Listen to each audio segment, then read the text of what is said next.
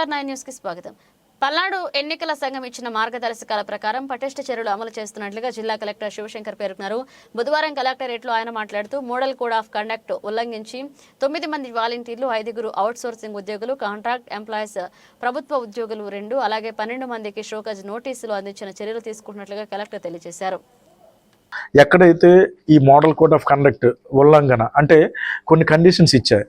So political parties మీటింగ్స్లో ఎక్కడ కూడా ప్రభుత్వానికి సంబంధించిన అధికారులు కానీ, ప్రభుత్వ వేతనంతో, గౌరవ వేతనంతో లబ్ధి పొందుతున్న వాళ్ళు కానీ ఎవరైనా సరే వీటిలో పార్టిసిపేట్ చేయకూడదు. అలాగే ఎక్కడైనా సరే ఎంసీసీ వైలేషన్స్ అంటే మన గవర్నమెంట్ ఆఫీసెస్లో ఫొటోస్ క్లోజ్ చేయటం కానీ, అలాగే దాని రిలేటెడ్ బ్యానర్స్ కానీ, హోర్డింగ్స్ తీయటంలో ఎక్కడైనా సరే ఒక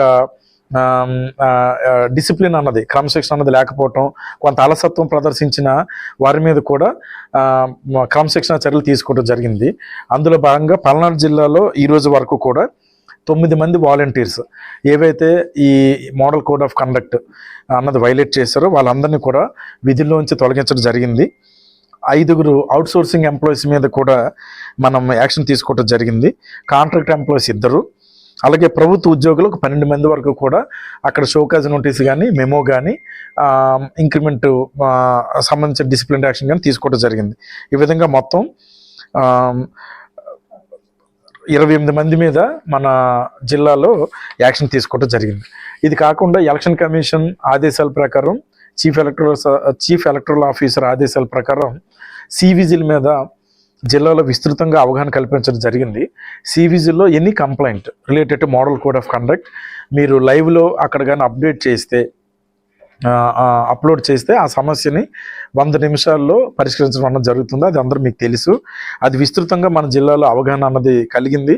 ఇంతవరకు 398 కేసెస్ సివిజిల్లో ప్రజలు అందులో కంప్లైంట్స్ రైజ్ చేస్తే అవన్నీ కూడా డిస్పోజ్ చేయడం జరిగింది.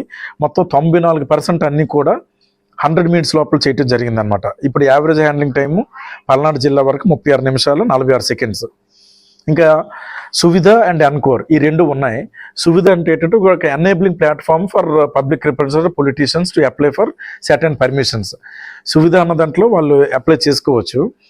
సువిధలోని అప్లై చేసుకోవటం అన్నది ఇట్స్ నాట్ లైక్ మ్యాండేటరీ. వాళ్ళు పెడతారు.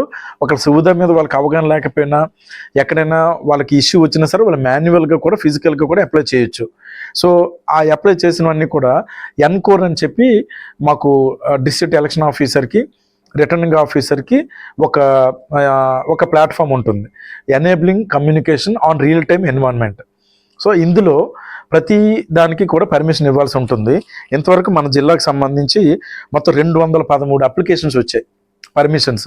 అవి క్యాన్వాసింగ్ కావచ్చు, వెహికల్ కోసం, వీడియో వ్యాన్, అలాగే మీటింగ్ కోసం కానీ, లౌడ్ స్పీకర్ కానీ, వీటికన్నిటికీ వివిధ ఒక 25 రకాల పర్మిషన్స్ అన్నది ఇవ్వడం జరుగుతుంది. వాటికి 213 వస్తే అవన్నీ